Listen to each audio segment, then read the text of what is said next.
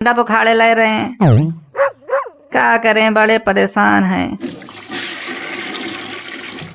अरे सरबेज, क्या दिक्कत है भाई?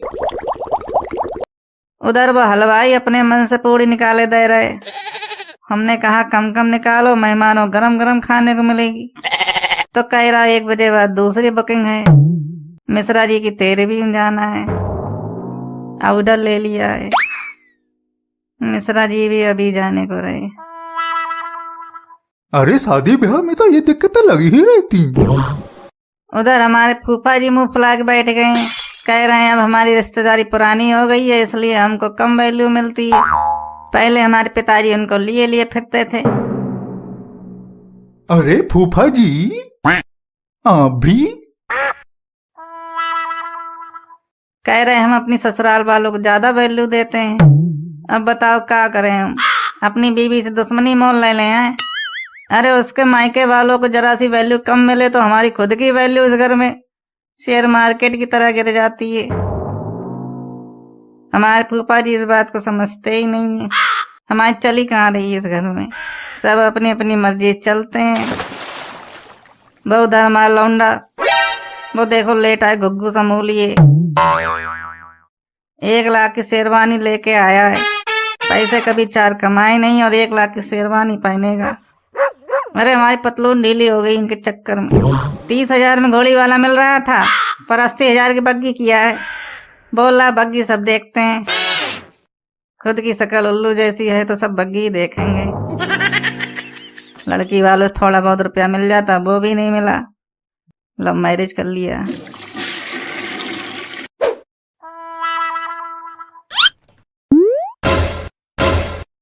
अंडरवियर की शर्ट पहना है तुम?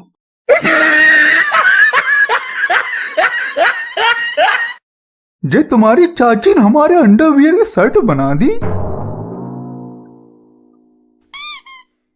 क्या है कि हमारा अंडरवियर फट गया था तो शर्ट बना दी, पीछे शर्ट फटी है।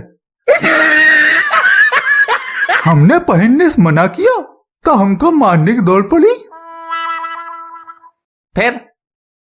फिर क्या पहना है?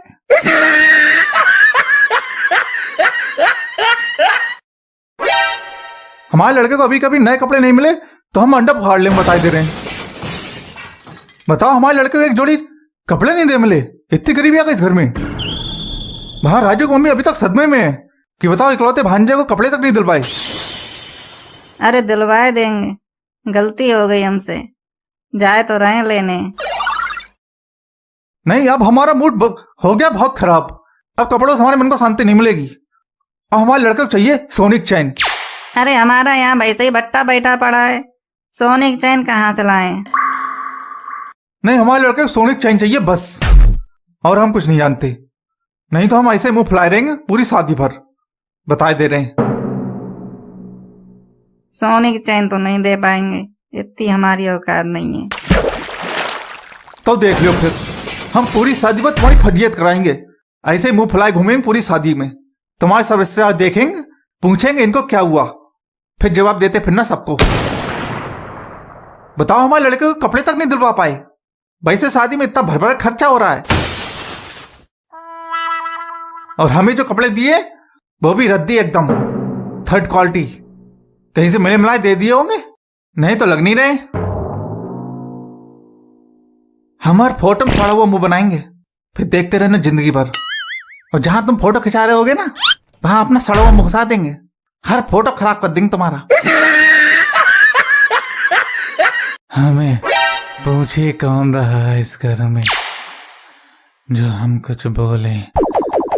हमारी अब बकत रही ही कहाँ। अरे फूफा जी, तुम अपना अलग दिमाग खराब किए रहते हो। कौन नहीं पूछ रहा तुमको? अब क्या तुम्हारे पीछे पीछे घूमते रहें और काम नहीं करें? शादी में इतने काम होते हैं। 1 घंटे से आके बैठे हुए हैं, किसी ने चाय तक को नहीं पूछा।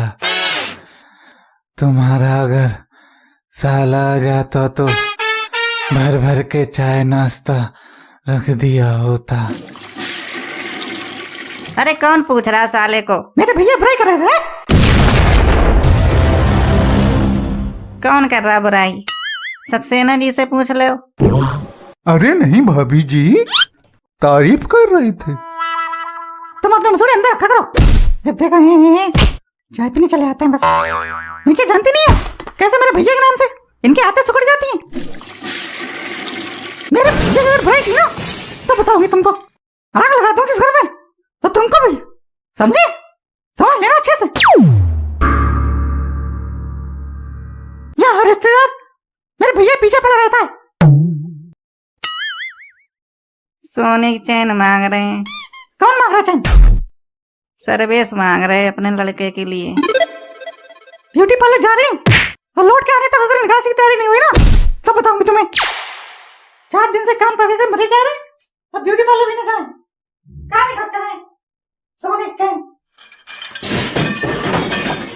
भाभी जी गुस्से में कितनी प्यारी लगती हैं, लाल हो जाती हैं। सबको अपनी अपनी पड़ी, हमारे तो किसी की कोई चिंता है नहीं।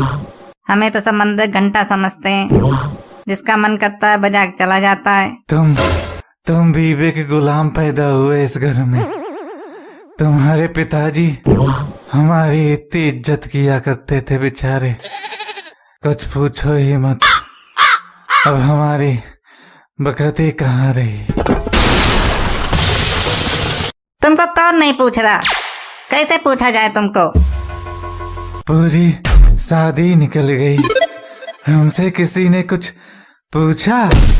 जेवर कहाँ से लिए जाएं, कपड़े कहाँ से लिए जाएं, किस किस को दिए जाएं, कुछ पूछा हमसे? क्या तय किया? चैन दे रहे हो कि नहीं? अरे चैन कहाँ से लाए? अपने आप को गिरवी रख दे क्या? चलो सुनार के पास ले चलो, हमें रख दो गिरवी, ले लो चैन। अरे तुम्हारे पास दिल ही नहीं है देने का।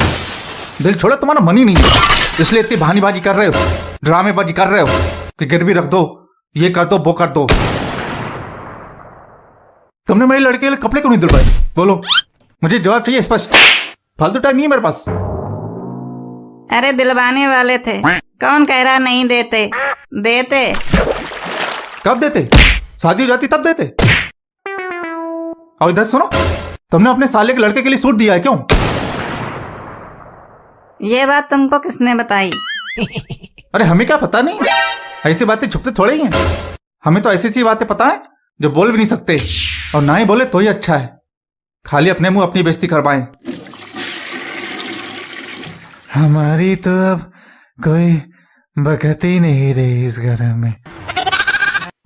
अरे तुमको अपनी बकत की पड़ी है, इतनी देर सुनना है बकत बकत बकत। यहाँ हमारे लड़के को कपड़े तक नहीं दिलवाए, सोने की चैन मांग रहे वो भी नहीं दे रहे। तुमको अपनी बकत की पड़ी है। तुमको तो तुम्हारे साले ने खूब वैल्यू दी, पर हमारे साले तो हमारे लड़के के लिए कपड़े तक नहीं दे पा रहे हैं। हमारा दिमाग है बहुत खराब, बता रहे हैं। डब उखाड़े ले रहे हैं, क्या करें, बड़े परेशान हैं। अरे सर्वेश, क्या दिक्कत है भाई?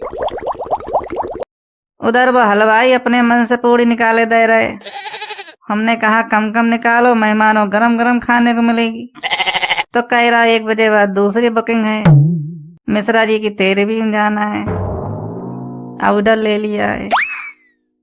मिश्रा जी भी अभी जाने को रहे। अरे शादी ब्याह में तो ये दिक्कतें लगी ही रहती। उधर हमारे फूफा जी मुंह फुला के बैठ गए हैं, कह रहे हैं अब हमारी रिश्तेदारी पुरानी हो गई है, इसलिए हमको कम वैल्यू मिलती है। पहले हमारे पिताजी उनको लिए लिए फिरते थे।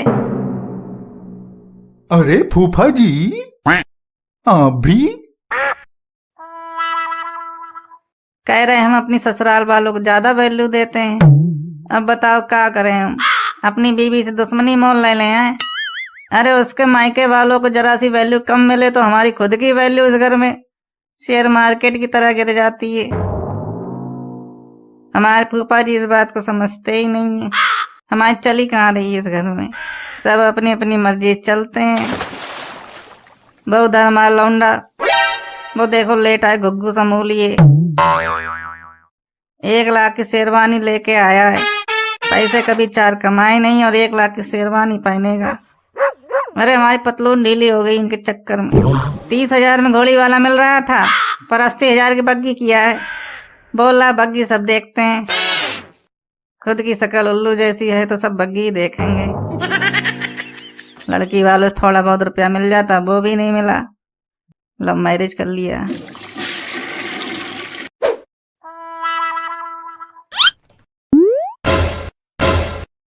अंडरवियर की शर्ट पहना है तुम।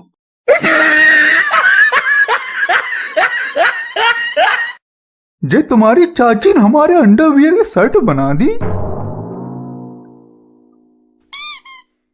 क्या है कि हमारा अंडरवियर फट गया था तो शर्ट बना दी, पीछे शर्ट फटी है। हमने पहनने से मना किया तो हमको मारने की दौड़ पड़ी। फिर क्या पहना है?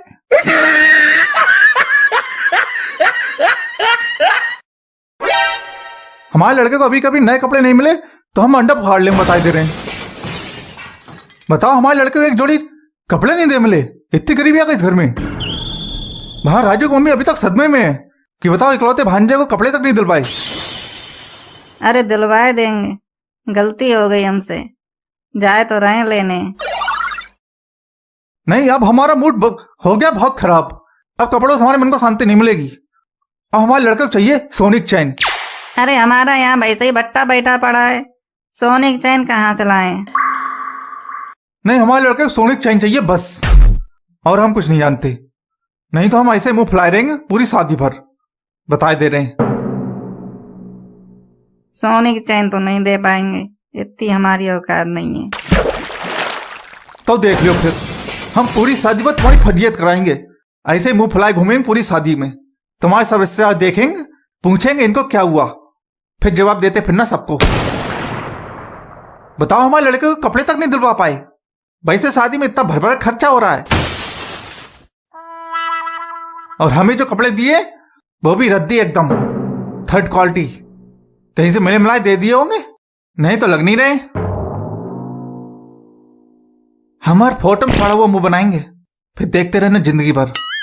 और जहां तुम फोटो खिंचा रहे होगे ना, वहां अपना सड़ा हुआ मुंह घुसा देंगे, हर फोटो खराब कर देंगे तुम्हारा। हमें पूछे कौन रहा है इस घर में जो हम कुछ बोले। हमारी अब बकत रही ही कहाँ। अरे फूफा जी, तुम अपना अलग दिमाग खराब किए रहते हो, कौन नहीं पूछ रहा तुमको। अब क्या तुम्हारे पीछे पीछे घूमते रहे और काम नहीं करें? शादी में इतने काम होते हैं। 1 घंटे से आके बैठे हुए हैं, किसी ने चाय तक को नहीं पूछा। तुम्हारा अगर साला आ जाता तो भर भर के चाय नाश्ता रख दिया होता। अरे कौन पूछ रहा साले को? मेरे भैया बुराई कर रहे हैं। कौन कर रहा बुराई? सक्सेना जी से पूछ लो। अरे नहीं भाभी जी, तारीफ कर रहे थे। तुम अपने मसूड़े अंदर रखा करो, जब देखो चाय पीने चले आते हैं बस। मैं क्या जानती नहीं है कैसे मेरे भैया के नाम से इनके आते सुकड़ जाती हैं। मेरे भैया अगर बुराई की ना तो बताऊंगी तुमको, आग लगा दूंगी इस घर में, तो तुमको भी, समझे? समझ लेना अच्छे से। यहाँ रिश्तेदार मेरे भैया पीछे पड़ा रहता है। सोने की चैन मांग रहे हैं। कौन मांग रहा है चैन? सर्वेश मांग रहे हैं अपने लड़के के लिए। ब्यूटी पार्लर जा रही हूँ और लौट के आने तक अगर निकासी की तैयारी नहीं हुई ना तो बताऊंगी तुम्हें। 4 दिन से काम करके मरे जा रहे हैं, अब ब्यूटी पार्लर भी नहीं गए, काम ही करते रहे। सोने की चैन। भाभी जी गुस्से में कितनी प्यारी लगती हैं, लाल हो जाती हैं। सबको अपनी अपनी पड़ी, हमारे तो किसी की कोई चिंता है नहीं।